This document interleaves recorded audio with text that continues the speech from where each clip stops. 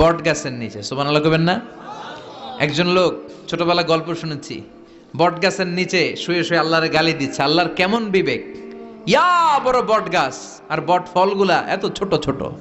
আর লাউ গাছ আর কুমড়া গাছের ইয়েটা কি খুব মোটা না চিকন? চিকন হয়ে এরকম বেড়ে ওঠে লাউ গাছ। লাউ গাছরে দিল আল্লাহ এত চিকন করে, ফল দিছে এত মোটা। আর এত বিশাল বড় বট গাছ, এটার ফল হলো এত ছোট। তো আল্লাহর গালি দিতে দিতে কোন সময় যে ঘুমাই গেছে নিজেও জানে না।